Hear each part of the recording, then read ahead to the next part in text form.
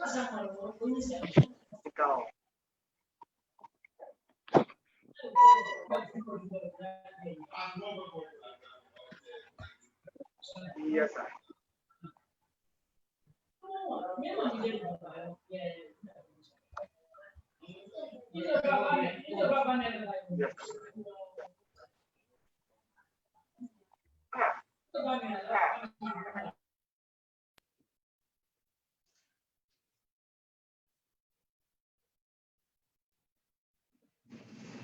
All right, it's 6 o'clock, and welcome to today's episode of The Lawyer's Diary. Today's episode promises to be a very interesting program for various reasons.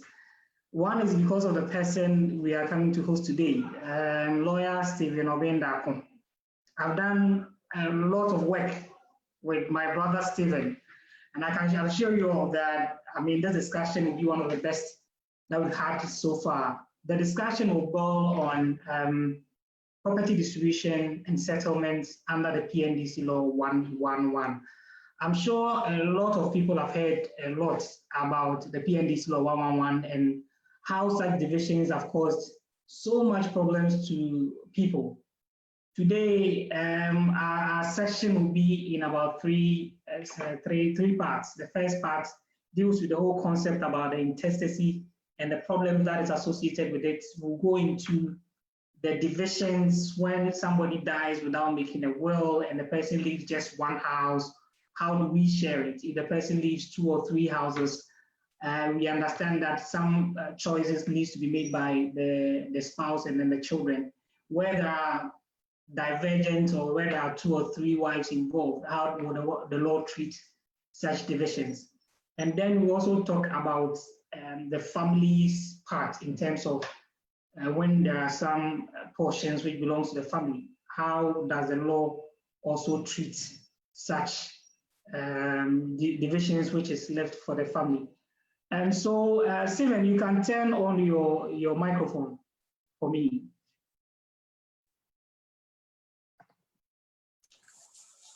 All right. Yes.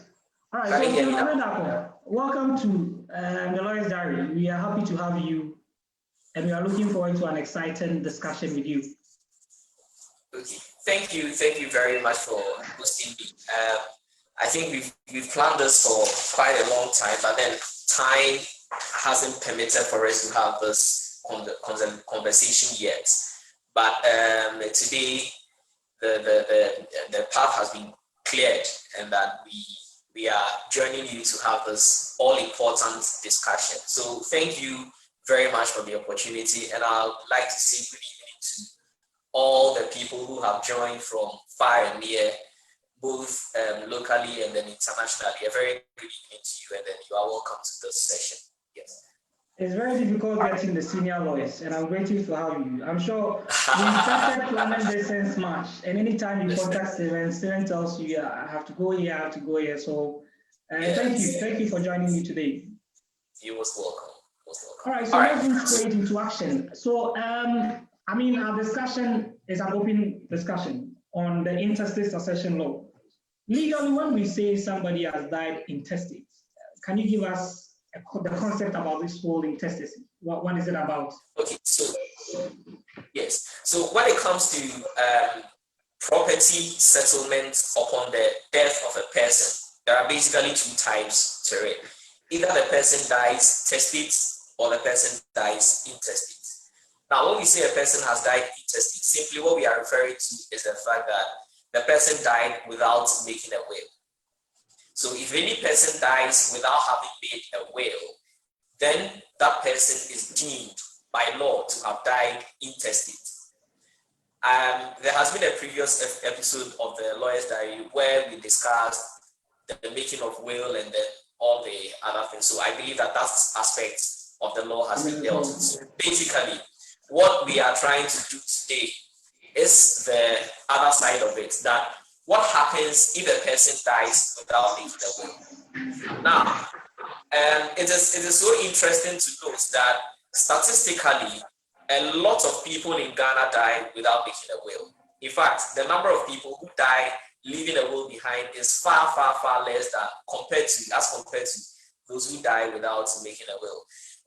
It has its roots traditionally, or people tend to think that the moment you make a will, then you are signing your death warrants, or you are about to die. And so people are most of the time a little reluctant in making a will before they die. Is it because of the old definition that the will is a deathbed declaration by someone? So I mean, in the olden days, when somebody is making a will, he calls all his friends or the people around on his deathbed.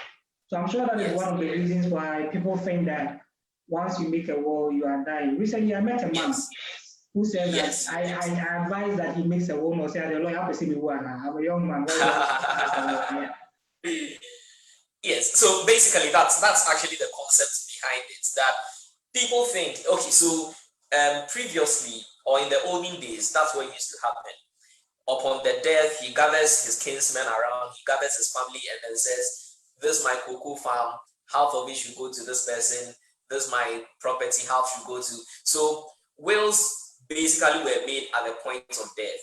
And so that is the ideology we have carried even in our current dispensation, that the moment you are making a will, then it means you are on your way to the other side of the world. And so a lot of people are reluctant in making a will.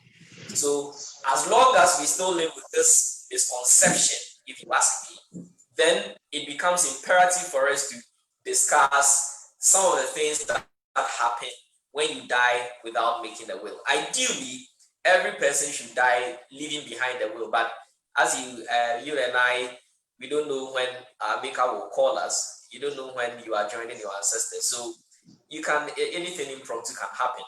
And so there is the need for us to talk about what happens in such impromptu situations. So basically, when we talk about intestacy, that's what it is, where the person dies without making a will. What happens to that person's properties that he leaves behind?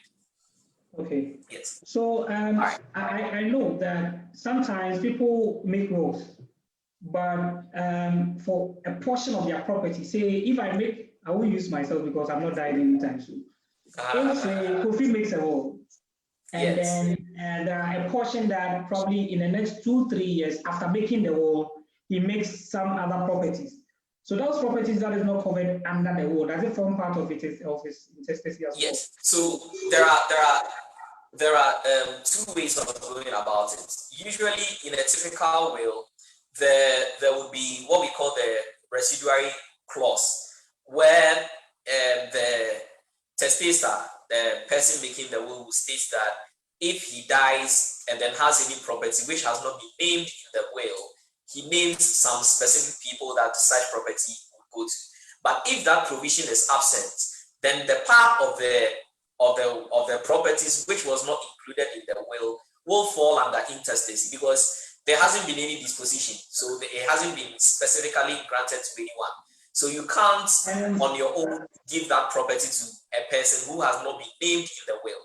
So in that case, we resort to the laws of intestacy to resolve that issue. So any property that you die of that is not named in the will, if there hasn't been an express provision in the will which says that such property should go to person ABC, then that property falls into intestacy, and then it becomes part of the estate that will be governed by the intestacy laws in the country.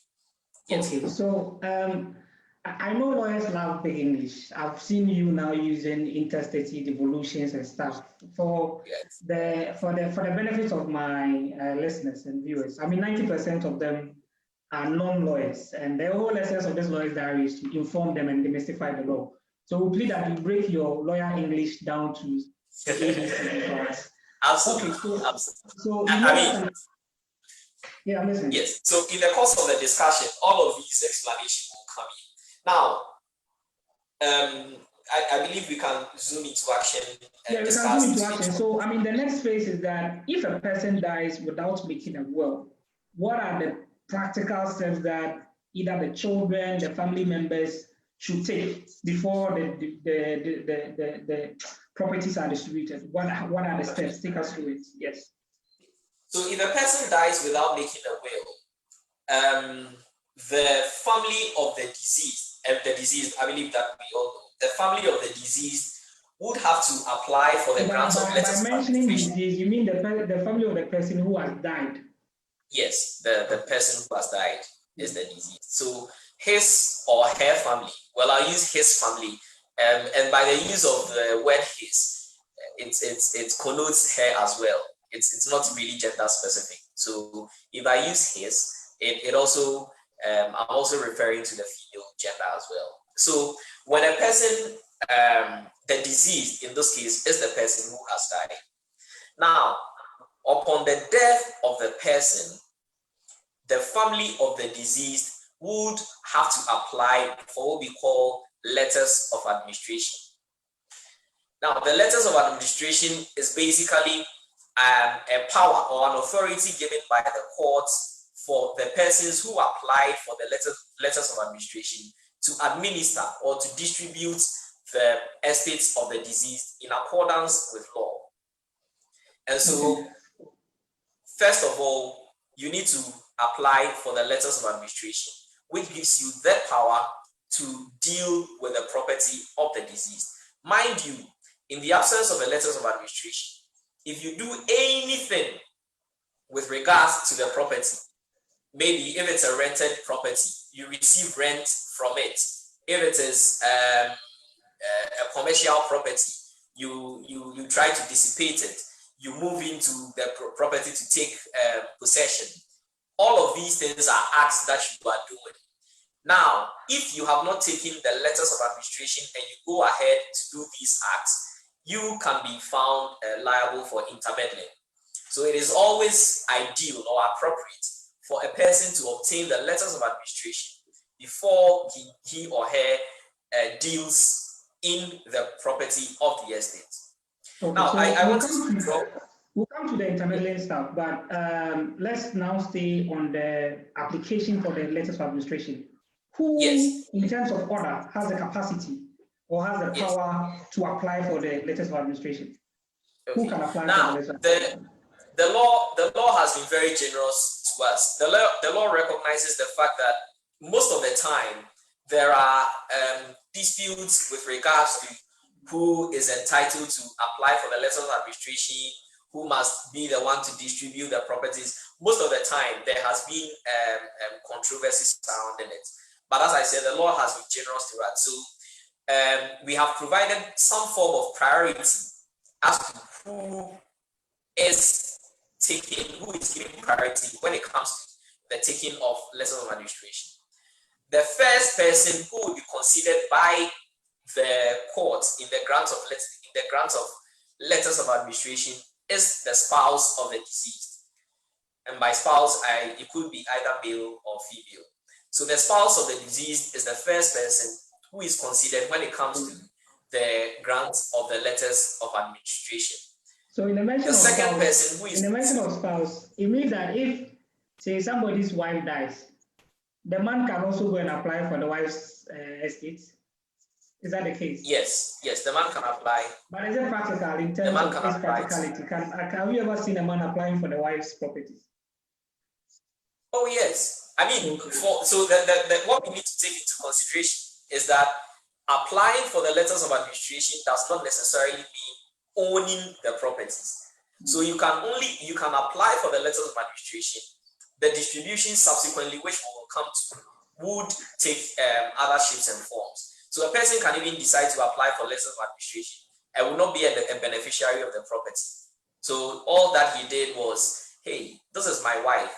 My wife had a lot of properties, but I mean, I'm self-sufficient. I also have my own properties. I'm not really interested in my wife's properties. But then, just so that the people who are beneficiaries of the property will not dissipate it or will not abuse the properties, let me be the one to do the distribution. So he applies for it and say, okay, the house in Cantonment, I give it to this orphanage. But it must be in accordance with the law 111, as we will discuss subsequently. Yes. Mm-hmm. So spouse, either ways, can apply for the letters of administration. It could be the husband, it could be the wife. Yes. So that's the first priority, the spouse. And then the second priority is the children. And by children, we all know people, the person of 18 years and above. No, before you come to the children, you know, in the African traditional religion, or say the under customary law, a man can marry as many as he wants. So assuming somebody like that dies, and then he has about 3, 4, 5, 6, 7, 8, 9, 10 wives, who among the wives can apply for the letter? Can all of them come and say that we are all applicants, or the one he married first, or the last one that he was staying with? What is the position in terms of the spouse? Okay, so yes, the law makes mention of a spouse. Now, so it doesn't really categorize whether it is the first, the second, the third, or the 13th wife. So it could be the 13th wife, it could be the first wife. The beauty of the law when it comes to application for letters of administration is that we are not really capping the number of people who can apply for it, but for convenience and smooth distribution sake, we usually use about 2 people who would do the application. So if you have 15 wives and you think that all 15 of you would need the letters of administration, well, so be it. You can go and apply. It will be granted to you. But then, mind you, it is just unnecessarily going to delay the whole process. When a lot of people are involved, it just makes the process quite difficult and cumbersome. So it is always advised that 2 people would be the ones to apply for the letter of administration. So it doesn't matter if it is the first wife, if it is the 6th wife, if it is the 13th or the 50th wife, whoever it is can do the application. Yes. Then the second priority is children. And as I said, children are persons above the age of 18 years. So if there is the man left behind a child who is 18 years and above, that person can also apply for the letters of administration. The third priority is the parents of the deceased. So any surviving parent of the deceased is also eligible to apply for the letter of administration. And then the last is the successor, the customary successor. You know, in our part of the world, anyone who dies, there is a customary successor. So the last priority is the customary successor who will then apply for the letter of administration. So just by way of recap, in terms of priority, we have the spouse, the children, parents, and the customary successor. Are we clear? Yes, very clear and loud. Okay. All right. So now, when the people have been identified, those who are going to apply for the letter of administration have been identified, what happens then is that you file your application in court. In filing of the application, you need certain documents. Usually, the documents that we attach to the application is a death certificate and possibly maybe a burial certificate or the obituary poster. You attach these documents to your application just to indeed prove that the person is no more. Because if we leave it to chance, I mean, we have quite interesting people in the world. You'll be there one day and someone will walk up to you and say that someone has applied for letter of administration in respect of your property, meanwhile you are not dead. And so when applying for the letter of administration, the court requires that you provide the death certificates, which will prove the cause of death, the date of death, and other things, plus the obituary poster, if available, and maybe the burial permits, if that also is available. Let me take you back to the previous discussion before we continue. What does the law specifically say in terms of the people who have the capacity to file for the LE?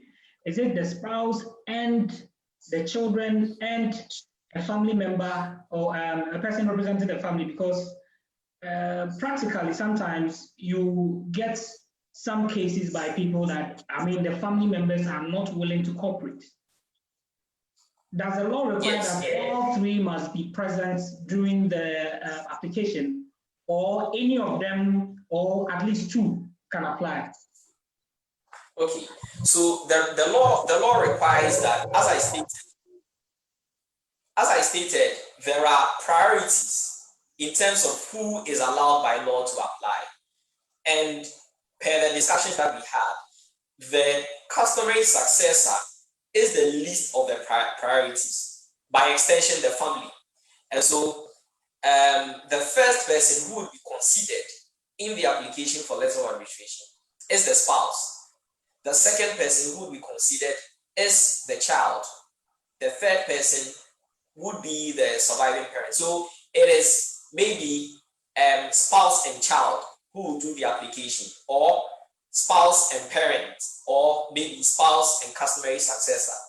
But in terms of priority, so the customary successor cannot go behind the back of the surviving spouse to apply for letter of administration, because in terms of the law, the surviving spouse is given priority.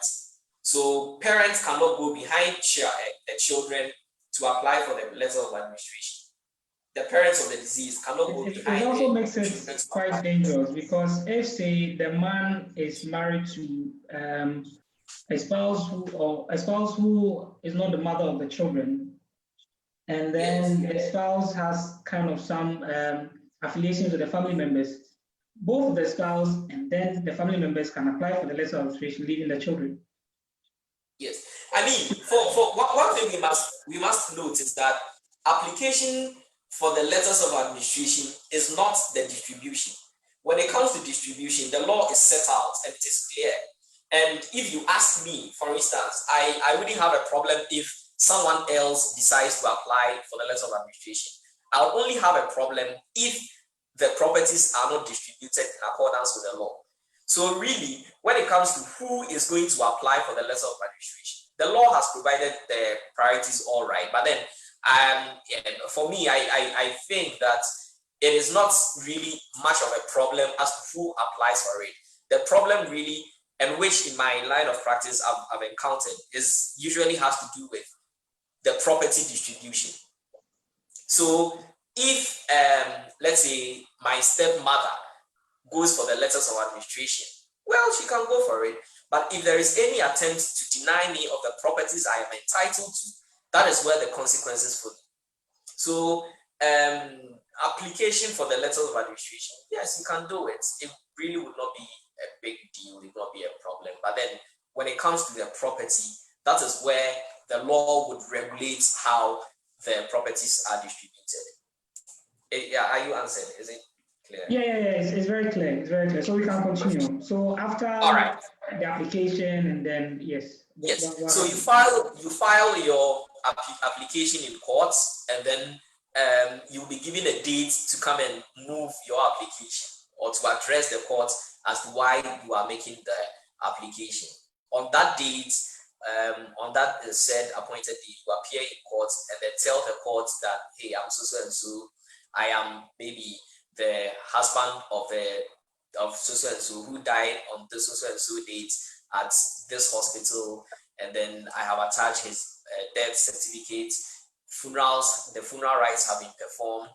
This is the poster, the obituary poster. He was buried at Audom Cemetery. This is the burial permit.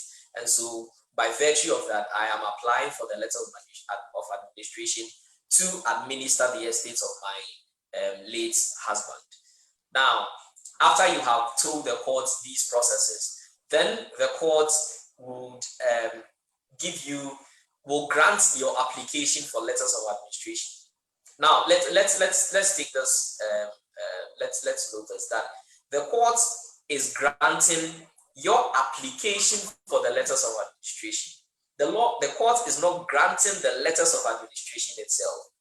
It is just the application you made before court that has been granted. So when the application is made and then it is granted, the court will ask you to post the grant of the application for early, not the early. The court will ask you to post the grants of the application at certain places, usually at the last known abode, the last known place of abode of the deceased. So the house that he was living in until his demise. the court will ask that you post a copy of the grants of the letters of administration there, or maybe the notice board of the court. Now, the reason why the court does these things is that if anyone, and the court will ask you to do that within a specified time. Maybe the court will ask you that it be pasted for 14 days, 21 days, depending on the circumstance. The reason why the court would say posted for 21 days is for any person who thinks that he or she should have been given priority in terms of the application for the letters of administration to caveat. And by that, I mean to step in and say that, hey, this is not what, these are not the people who should be given the letters of administration, but rather it should be A, B, C, and not D, E, F. So, we have to talk about priorities. Yeah, so in terms of the application that has been granted by the court is giving the applicant something to post on the wall to notify the entire world that Mr. Obeng has come for letters of administration of someone. So if there is any reason why we shouldn't grant that, it's just like marriage bans, giving marriage bans. Yes, exactly. Exactly. I mean, you just have the court is exercising a little bit of caution in the sense that we don't want to grant letters of administration to someone who does not deserve it. And or it's even possible that, as I said from the beginning, sometimes you are alive, you are not dead yet, but someone has applied for letters of administration to administer your property, and by the time you realize your house has been sold to another person and all manner of things. So I mean, it's so in order to curb all of these things, the court will say that go and post the grants of the letters of administration on the last when the court says go and post, is it the applicant or say a court official in terms of obeying? Because when you give me, if I intend to do fraud on, say, your property, and the court tells me to go and post it, I'll post it in the afternoon, by evening remove it, and then later come back. And is there also a way that the court can confirm that the notices were indeed posted on the person's premises? Yes.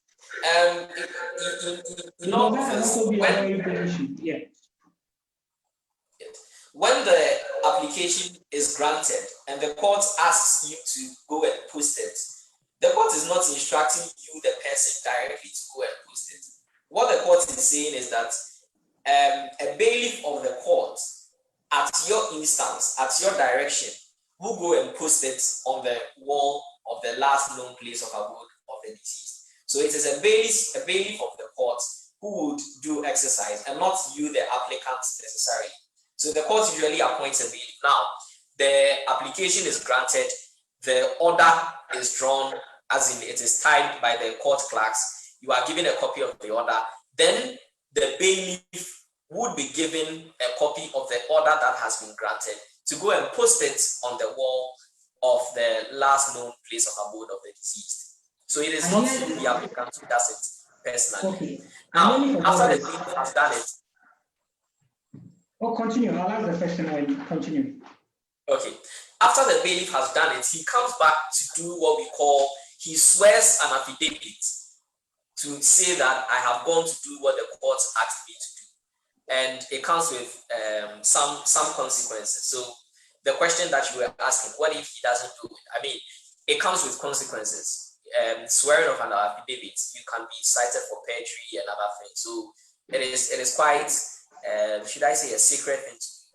And the bailiffs do not take it lightly at all. So I asked two questions. Okay. The first one was that, is there a way that the court can confirm that same have been done? And if I post it, immediately the bailiff leaves and somebody takes it off, is there a way that the court can confirm or check that what we posted 10 days ago is still there? Because that was supposed to inform. Yes. So now we are operating upon the assumption that all other things being equal. I mean, I understand you. There are instances where we may have quite recalcitrant people among us who would do some of these things. But then the thing is, fortunately or unfortunately, after the bailiff has done his work and goes to swear an affidavit that you instructed me to go to this place to do ABCD. I have done ABCD. This is proof that I have done it. Probably goes ahead to take a picture of it. The court cannot be sending people to be going to check regularly. That is why the other option would be to post it on the notice board of the court. So, and I believe, well, you may be able to wipe it off from your premises, but you can't take it off from the notice board of the court. So it will also be on the notice board of the court, where as form of the other forms of notice to the world that so and so persons have applied for the grants of letters of administration. Yes. So quite apart from it being posted on the wall, it can be also be posted on the notice boards of the courts to satisfy those requirements of notice. Yes. Okay, so my last question before you continue is that, in terms of properties, there are values to properties. It's like on cantonment property is different from my hometown, Boma property. Yes. So if say I have a property which the value is 5,000 cedis, or I have one shoe or one suit that somebody wants to go for an LAO, do we have divisions of courts where an application is supposed to be made depending on the value of the property? So that if somebody dies with millions of dollars, somebody dies with, say, just one cocoa bag, I mean, is there a division as to the court that I can make such application based on the value of my property? Yes. I mean, when we go to the issues of jurisdiction, it cuts across all spheres of the law. So if, for instance, you are applying for letters of administration in terms of a property not exceeding 20,000 Ghana cedis, the value of the entire estate not exceeding 20,000 Ghana cedis, then you can make your application within the district where the deceased died, which is the district court. So the district court within where the person died. If it exceeds 20,000 but is below 50,000, then the application would be made in the circuit court. Yes, but then if it exceeds anything above 50,000, then we would have to make it in the High Court. Anything above 50,000, the High Court has jurisdiction in all matters, and so anything above 50,000, it is the High Court. But between 20 and 50, it's the Circuit Court. Below 20 is the District Court. Yes, so that's how the. But the question that also follows up on your explanation is that how do I determine the price of the items? Would a court set a valuer? Would there be a valuation, or just based on my imagination that probably a property in East Legon costs $1.2 million? And then the next question is that what if I know the declaration comes with some statutory payment? So if I don't want to pay that much, can I also, in a way, devalue the property, and does it have consequences? Okay, so we will come to the payment bit in our subsequent. Now that happens after the LA has been posted. So we'll come to the payment bit, but then yes, in terms of the property, every property has a value, and every property has a value. So when you are applying for the letters of administration, you must also indicate the market value of the property. So you can't tell me that the deceased left behind a property in, let's say, cantonment, and then tell me that the property cost 100,000 Ghana cedis. It's absolutely impossible. And so sometimes people go to the extent of conducting a valuation, where a valuer will go and value the property and get a valuation report. And then that is used to do the application. In all of these instances, you must state the value of the property. And so it must be the commercial value of the property. And so evaluation has to be done to have a fair idea of how much the property will be worth before you put in your application. Okay. And as I said, the second bit of it will be addressed subsequently. All right. So after the 21 days or 14 days, depending on how many days is given, has elapsed, then you go back to the court, and then you go and see the registrar and inform the registry that the court on so and so date granted my application for letters of administration to be posted on the wall for 21 days. Now the application has been granted, the posting has been done, the 21 days has elapsed. So what next? Then the registry of the courts would calculate a percentage of the property for you to pay as the estate duty. So if, for instance, the property, you have listed all the property to be, say, 100,000 Ghana cedis, then a percentage would be calculated on the 100,000 Ghana cedis as the estate duty, and then the percentage is 3%. So you are going to pay. What time do I pay you? Because if I'm applying for the letters of administration, the presumption is that I'm just administering the property in accordance with what the law says. One, where am I to take money from the estate to pay the duty, or pay it before? What time do I pay? Before it is granted, after it's been granted, after I share the properties, or what? So you pay the money before the letters of administration would be given to you. Now, after you have gone to the registry to go and discuss or to go and inform the registry, the courts, that you have satisfied the requirements of the courts, the requirements that the court imposed on you, have satisfied them by going to post it on the place for, and then the 21 days or 14 days has elapsed. You go back to the registry, and the registry will calculate the 3% on the property, the entire estate, for you to pay. Now, if you don't pay, you are not getting your letters of administration. The payment of that money usually very unfair, because see, if someone dies and the estate value is like 1 million cedis, yes, and the wife or the spouse, the children are applying for the letter, it means that they need to get like 500,000 cedis and pay to the registry. What are they getting the money from? Because and the challenge is that unless you send the granted letters of administration, no bank will be willing to release any money which is even in their custody. Yes. Yes.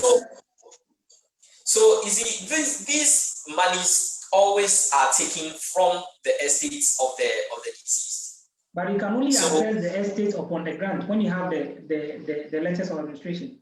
Yes. Well, too bad. The court cannot grant you the letters of administration and ask you to come and pay it later.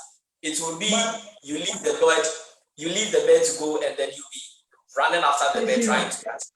So you makes it practically very difficult. And my concern is that even where there are millions of money deposited with various banks, USD and then city accounts, until you provide the letter of administration from the courts, no bank will give you the funds. So it means you need to now go and borrow.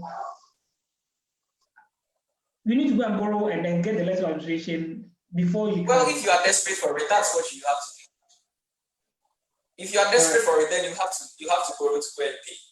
Else you are not getting the letters of administration. I mean, I understand the concerns that you are raising, but then let's also look at the people we are dealing with. I mean, they probably have learned a lesson from precedent, that you give the letters of administration to person A and then you don't see the person again. In fact, we have had instances where people underdeclare assets. So a property is worth, say, 500,000. He applies for letter of administration and says, oh, this property is about 50 or 70,000. So unfortunately, due to some of these things, you are better off getting your money before you let the person go. It's just like what we call the gift tax. Okay, in proper jurisdiction where the laws are really working. If, for instance, I give you a Range Rover, you are supposed to pay gift tax on the Range Rover. If you don't pay, you are not getting the gift. So wherever you are going to find money to pay, you have to pay before you can enjoy the benefits of the gift. Now, the good thing about estates is that whenever the money is advanced, you are at liberty, or you have the authority to get the money from the estate of the deceased. So if, for instance, you took a loan of, say, 100,000 to pay your estate duty. After the grant of the letters of administration, you are given priority in terms of the amount to satisfy that debt before the distributions are done. I'm just concerned. And so, I understand you, but I'm also concerned about the implications of the applicants not getting the requisite funds to assess the letter of administration. It means that when there are children involved in the estates and the applicants don't get money, it affects the future of the children, and that is also a problem. I mean, as a lawyer, has there ever been discussions about these things as to how we can probably make them sign an undertaking and then as against using their properties as security? I mean, we must also try to think about some proactive means of saving some situations just in case the people are unable to get the funds. It's a bit concern to me. Yeah, I get you. I understand. In fact, I've had instances where getting money to pay for the estate duty was a bit of a challenge. And so even after the grant of the letter of administration, it took us about almost a year before they could raise the money to pay for the estate duty, before the certificate, the letter of administration itself was released to the applicant. So it's a genuine concern, but then in as much as it is a concern, it's also has to do with the fact that tracing of such property sometimes becomes difficult, because yes, the person signs undertaking, you don't see him again, and then what happens next? The state is going to lose. Now the state is saying that if you want a bigger fish, bring a bait to catch the fish. If you don't have the bait, you don't get the fish. It's as simple as that. So wherever you have to get the bait to get your fish, you have to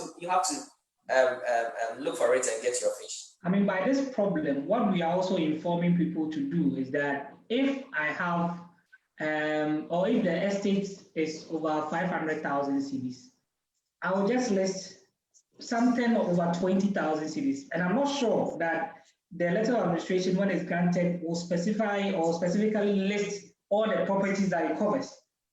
So instead of including everything and then later bringing problems on myself, why don't I just include one or two, get my LA, and then write my letters and get my money?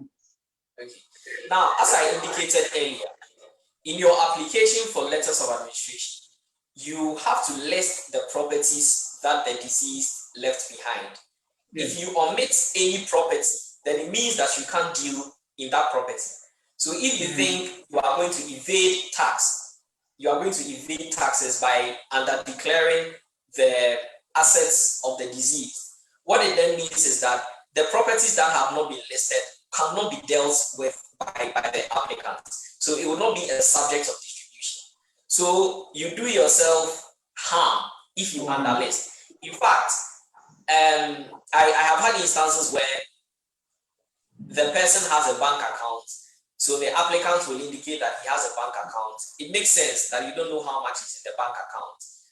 So the letters of administration will be granted to you based on what you have listed and the fact that you don't know how much is in the account.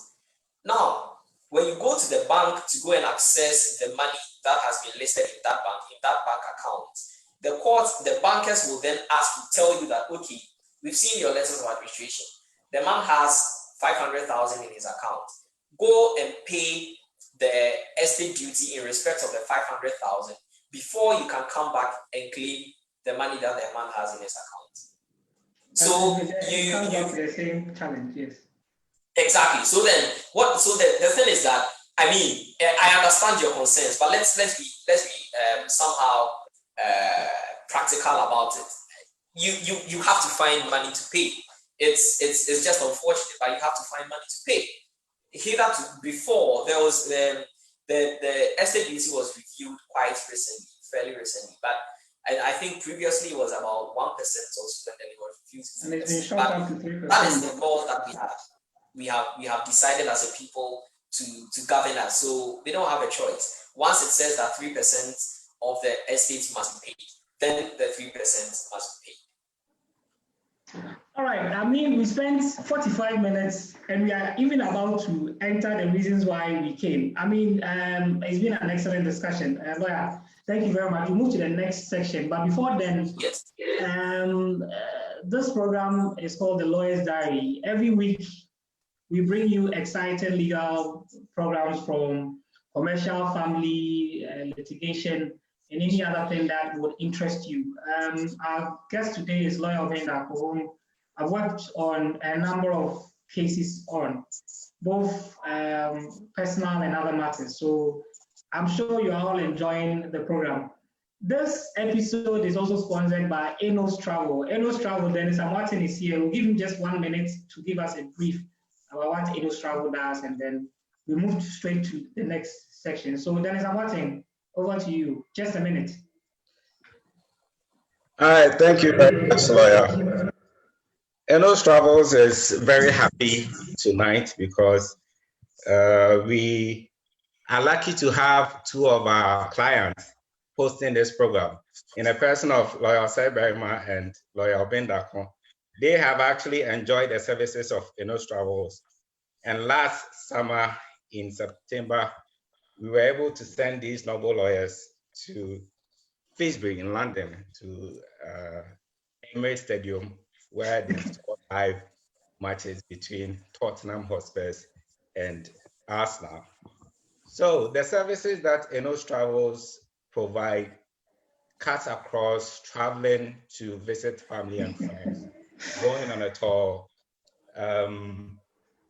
Also, we have educational packages where if you want to continue your education, as in if you have a degree and you want to continue in Europe or in America, if you want to have your master's degree or your PhD, we can also facilitate that for you.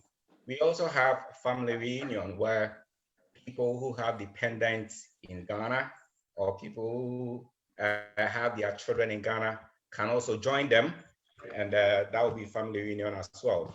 We have wide range of services, also including employment, where currently we have employment for health professionals who want to practice in the UK and also in Australia. So if you are thinking of traveling, whatever the case, whichever country that you want to visit, contact Enos Travels. On your screen, you can find our number on WhatsApp. You can also go to our website, enostravels.com. On Instagram, we have our name is eno.travels. On Facebook, is Enos Travels.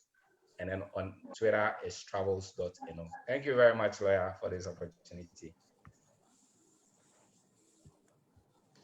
All right, so we are back. I didn't know you still have these pictures. I mean, last summer was late because of Enos Travel. Enos Travel actually took myself and Lawyer Steven to Emirates Stadium, and we enjoyed watching the match between Arsenal and Tottenham. So I can confirm that it's a genuine institution, and they can actually help your travel arrangements to be. Dennis, can you take off the screen so that we can?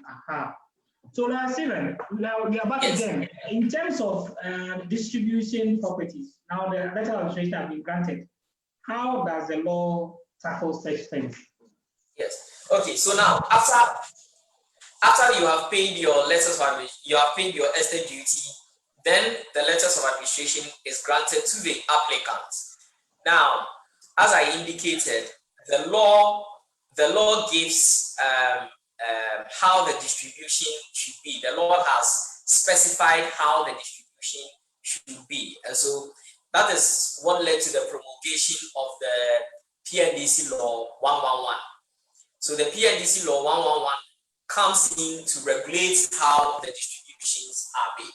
Now, the first thing that we need to consider is that the entire estate of the deceased is divided into 16.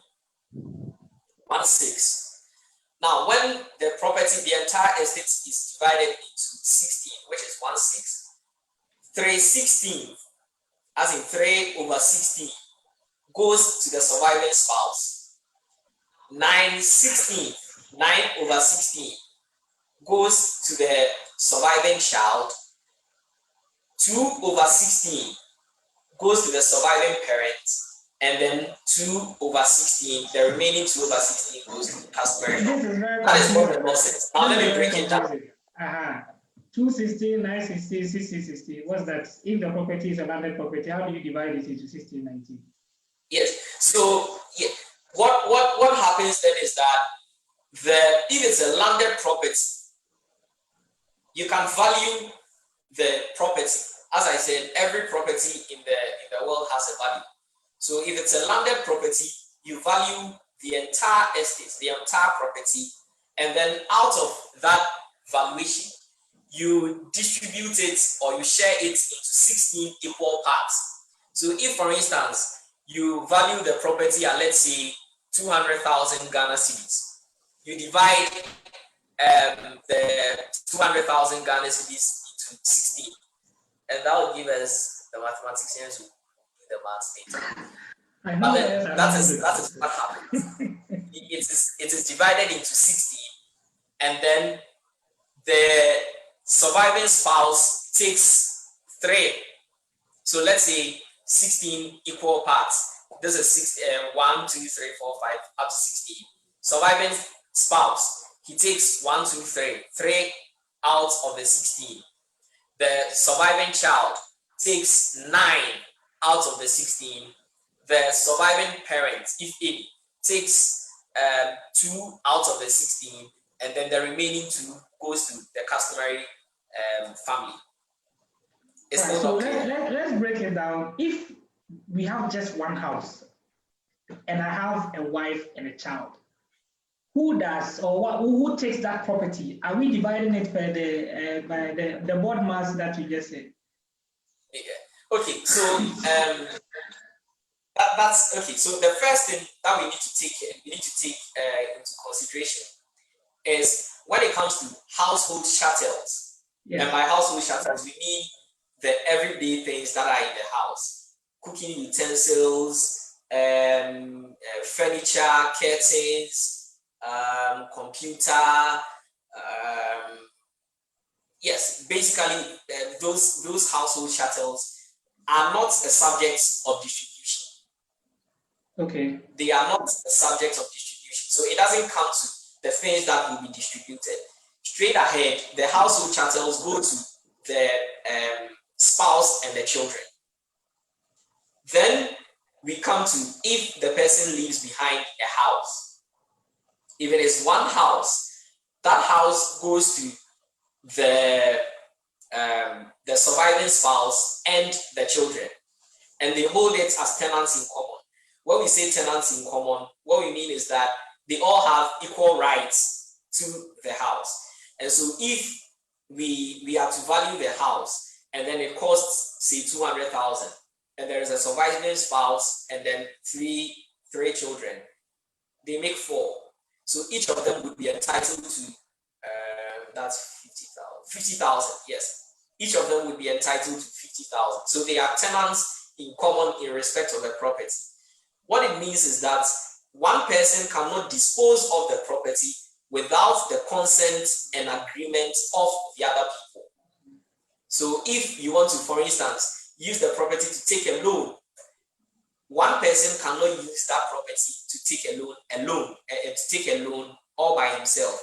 The other beneficiaries must consent to the use of the property for that purpose. If you want to charge it, if you want to use it as a security, whatever thing that you want to do in respect of the property, the other beneficiaries must consent to the use before you can use it. So if there is one house, because we are cultural people, usually I always try to link this discussion to the practical side of our everyday living. If the man marries, usually I use a man because practically there's a man that is a living properties. If the man has 4 or 5 wives and the man left just one house, and we say that the house belongs to the spouse and then the kids, do we mean all the 4 wives together with, say, 6 children? Or what? When we say wife, I mean, because the man married 5, 6, 7, all of them have, is this the case that all of them have interest in the property?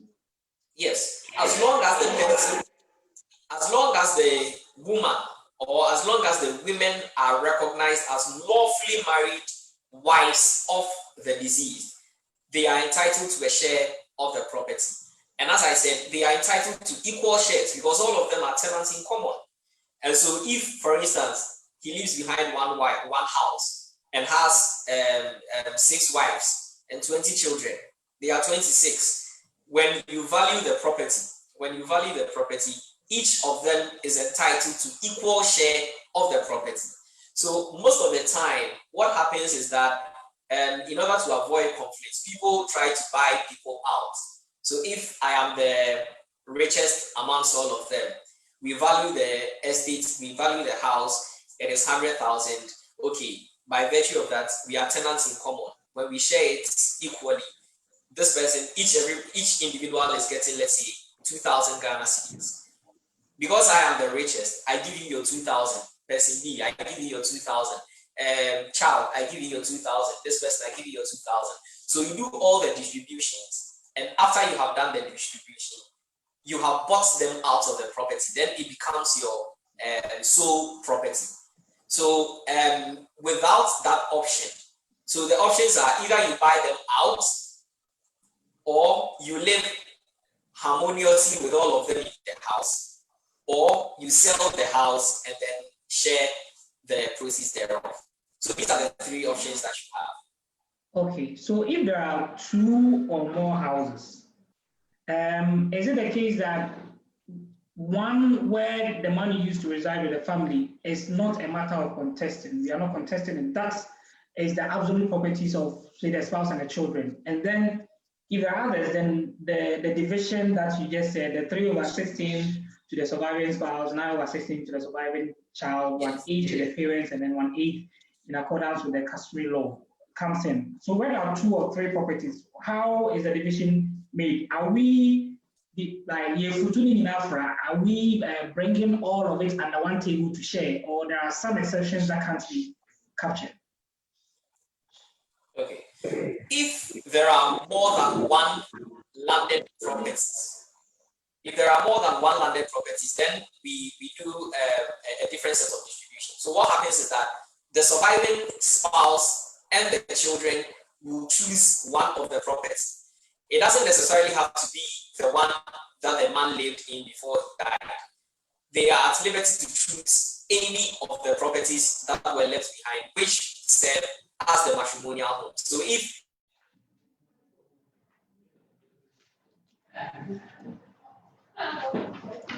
you've muted your we can't hear you. Hello, Steven, we can't hear you. You've muted your.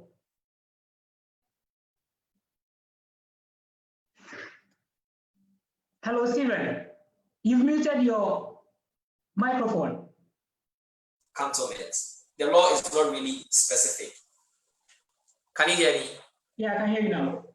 All right. So the law is not really specific as to which one should necessarily be the matrimonial home. It can be either one that the surviving spouse and the children will choose to have as their matrimonial home. Okay. Now, after that, necessarily have to be residential, or if say we have a property and in the say in Osu or say KJTR, we can choose that property as what we want. What's the motive behind the law? Is it to provide a residential property for the surviving spouse? Yes, or I mean, we are looking at commercial part. We are looking at a residential property where you can reasonably use as your residential property. So commercial property cannot be classified as your last known place of abode. Your commercial property is not your last known place of abode. So it really has to be a residential property for all intents and purposes. That's what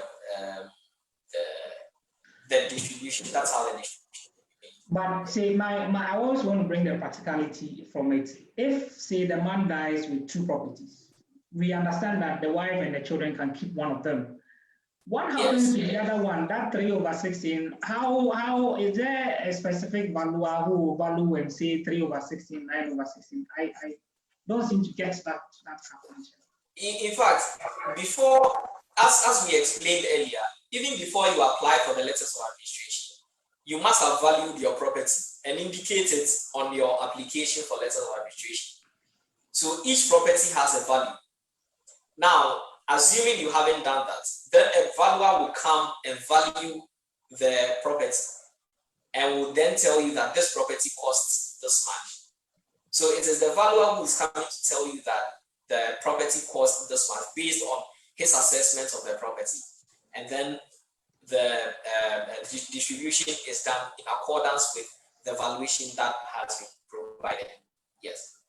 So it's always the work of a valuer who does those things. Yeah. All right. So is the calculation affected where the survivors are just the children and then the spouse? Yeah. All right. So then, we move to the other aspect of it, which is where the disease is survived by only a spouse. And then parents and then family. So if he is survived by only a spouse, the property this time round is divided into 4. So 2 out of the 4 goes to the surviving spouse, which is half of the property. Half of the property goes to the surviving spouse. Then 1/4 of the property goes to a surviving parent, if any, and then 1/4 is distributed in accordance with customary law. Okay. I mean, from the first one you just said, it appears that the majority of it goes to the children. Yes, the majority, 9/16 goes to the children. Okay. 9/16 of the property goes to the children. That's if the children are alive.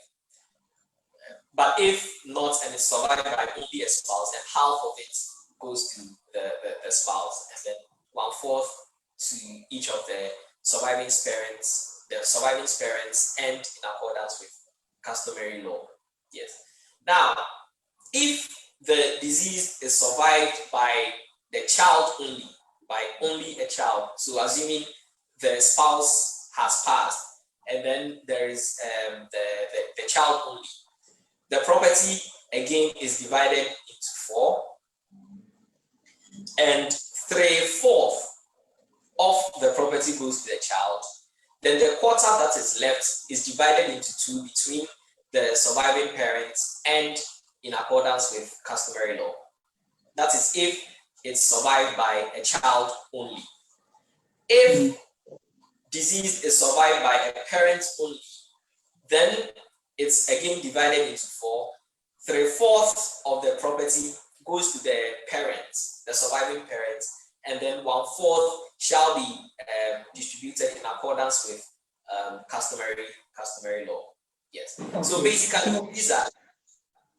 So in an instance where a portion is given to a child who is below the age of 18 and doesn't really have the capacity to control the properties that has been given or granted to them, what does the law take into account? Is there somebody appointed to take care of their property until they attain maturity?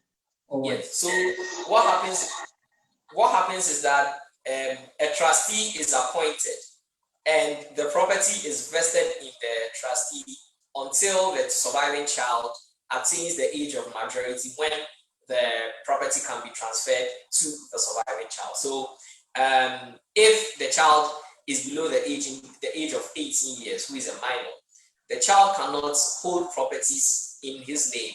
So it will be given to a trustee who would hold it in trust for the child. So in this case, if the mother is alive, if the spouse, the surviving spouse is there, then that surviving spouse would be the trustee of the property for and on behalf of the child. Okay, so there was a practical instance where somebody actually walked to me and said that his father died. he didn't know that the dad had died because, I mean, from all indications, he was born out of wedlock.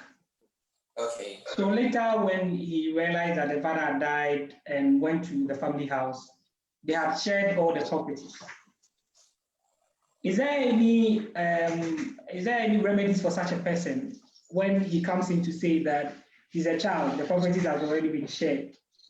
Can we now go and then, if the paternity, so, can the person actually go back? Yes. So what you then do is that you have to file an application before the court, and then the property will be redistributed, taking into consideration the fact that you weren't aware and that you have now become aware of it. So you file an application, the court will assist you into redistributing the properties. Now, it becomes a problem if third-party rights have accrued after the distribution. So if, for instance, they have sold all the properties to some other third parties who acquired the properties in good faith, then I am sorry for you. You may not have a reasonable remedy, especially if the money, the proceeds out of the sale is nowhere to be found. Then I'm sorry, you may not have any remedy. But if some of the properties are still there and haven't been disposed of yet, then the court will assist you to have a share in the remaining properties. Yes. So it depends on the timing you bring your application and the intervening events from when the application was granted, the early was granted, and then the time that it came to your notice. Yes. All right. So you also mentioned something about trustee, where the child is not up to the age of capacity.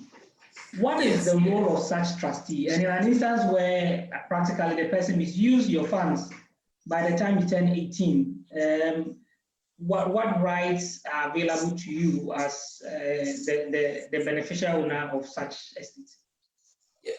Now, one thing we must be cautious of, or one thing we must take into consideration, is that the trustee is holding the property for and on behalf of the beneficiary for his or her benefit.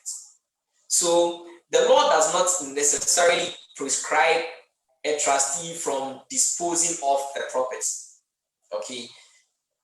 If, for instance, if for instance, the educational needs of the child should be catered for, and the man has left landed properties, obviously it would not make sense for the child to drop out of school whilst the landed properties are there. So on his or her capacity as a trustee, he can exercise good judgment to dispose of that property just to pay the school fees of the child. All right. So we shouldn't think that the trustee has no right in disposing of a property. The trustee has a right, provided it is done in accordance with law or in accordance with reason.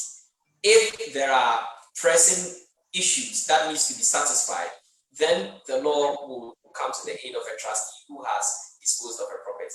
Now, if the trustee dissipates the property for his own benefit, then the beneficiary has a right, has some rights against the trustee.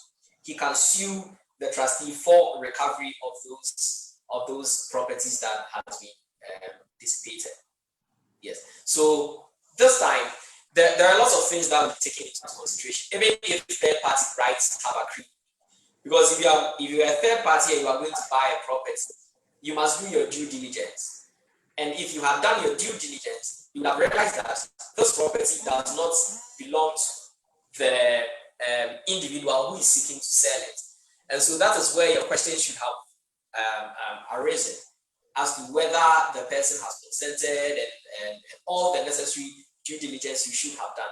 If you fail to do all these due diligence and you go ahead and part away with money to the trustee, the beneficiary, upon attainment of the age of maturity, can sue for recovery of those properties. Yes. All right. And if it becomes you can continue, yeah. Other consequences, yes, mindful. Now, I think basically that is all that there is on the PNDC law 111. What I would like to add is that most of the time there are problems when it comes to the property distribution, especially family does not understand why we brought this person on earth. He belongs to a family. Why should we have the minutest of the distribution, and then a chunk of it or a majority of it is going to the wife, the surviving spouse, or the children? So there is always a problem when it comes to an understanding as to the distribution.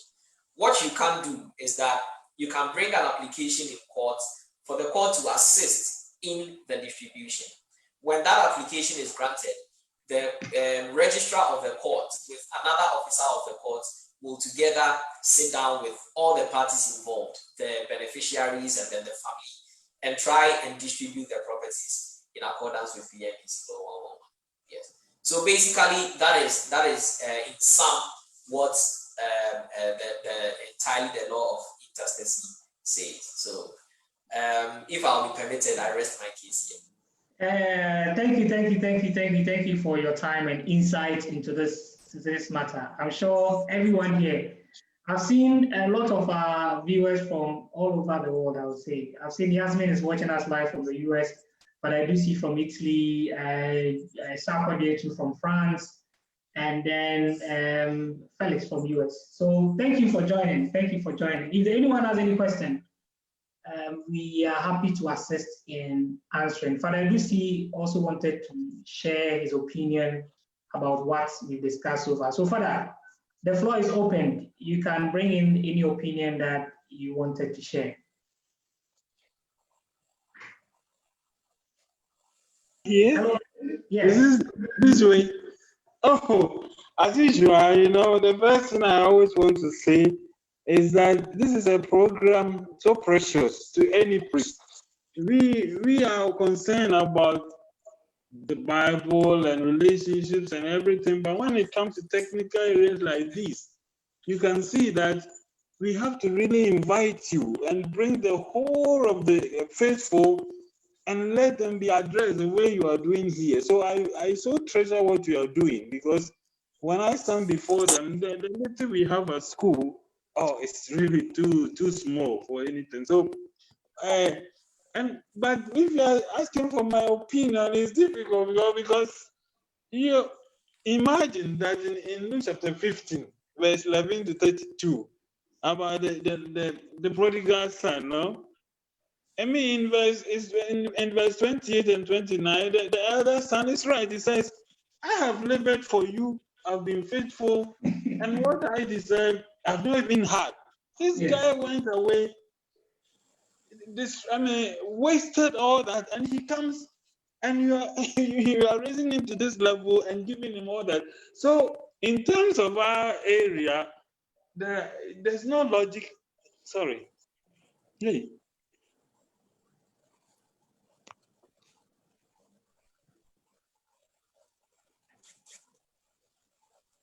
Hello? Hello, Father, we can hear you. Well, in terms of our area, you know that there's, when it comes to the kingdom of God, the logic is very different. That's why I would say, if you're asking for my opinion, the Lord says, where your treasure is, there will your heart also be. I'm preaching too much to people about laying their hearts on the things of the kingdom, but we are also men of this world, and justice has to be done.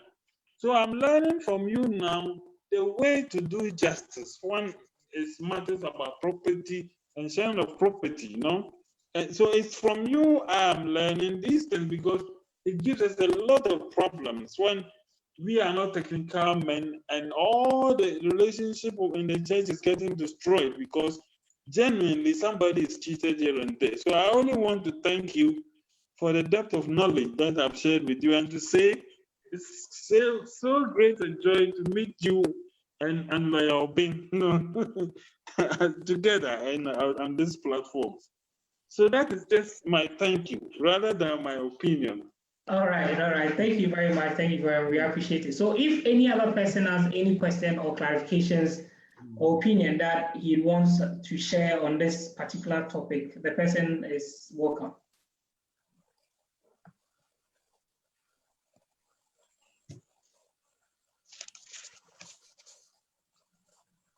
All right, so in the absence of any questions, opinion, additions, I'm quite convinced that anybody that joined this program today is well informed about the position of the law in terms of property distribution and settlement. We hope to come your way next week. Next week, we have another course mate of mine in the person of lawyer Ni Amui Michael Ni Amui. We'll be discussing one of the topics which happens in the normal course of our daily lives, defamation, and then its related issues. So we are grateful to have you. We are grateful to also have Lawyer Obeng Darko spend his precious time with us this evening. And we look forward to see you all next week, same time on the Lawyer's Diary. I always say that our main purpose for doing this program is to demystify the law and make the law accessible to the ordinary Ghanaian. So subscribe to our YouTube page, Lawyer's Diary. On Facebook, we are the Lawyer's Diary, and then on IG, Lawyer's Diary Global. So you become informed about all our upcoming events, all our upcoming programs, and be well informed as well. So thank you for having us. We are grateful for the time. Thank you very much. Bye. Thank you very much for having me. Thank you, lawyers.